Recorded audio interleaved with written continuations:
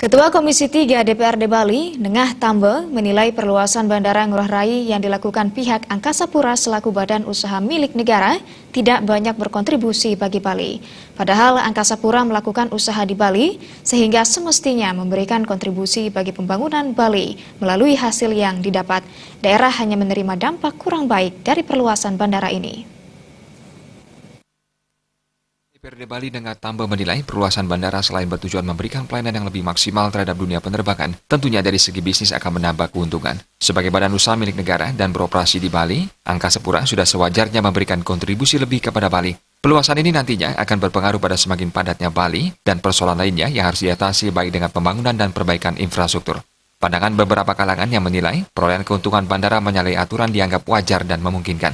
Aturan bisa saja dirubah dengan syarat ada usulan dan kajian yang diusulkan pemerintah daerah ke pemerintah pusat. Fungsi BUMN itu seharusnya bisa memberikan kontribusi sosial dan perlindungan bagi daerah, bukan sebaliknya tanpa kontribusi yang jelas, namun meninggalkan berbagai masalah. Kontribusi kepada Bali ini bisa dilakukan dengan pengenaan pajak wisatawan yang berkunjung ke Bali, seperti yang pernah diusulkan pemerintah Provinsi Bali.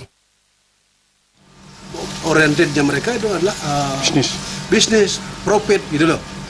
Jadi fungsi daripada BUMN ini kan sebenarnya mendevelop kita, memberikan kita ilmu, memberikan kita sosial, memberikan kita perlindungan gitu loh.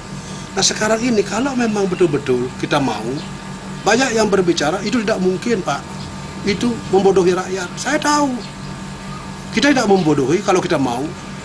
Apa susahnya kita sekarang di Indonesia ini? Itu kan masalah persoalan aturan saja. Aturan itu bisa dirubah kok, ya kan? Undang-Undang 45 aja udah diamandemen 4 kali kok. Bagaimana bisa nggak dirubah kalau kita semangatnya mau? Ayo. Semua pihak termasuk akademisi diharapkan bersama-sama mengadakan kajian dan masukan kepada pemerintah pusat terkait usulan ini sehingga ada kontribusi yang jelas bagi Bali. Terima aja Bali TV.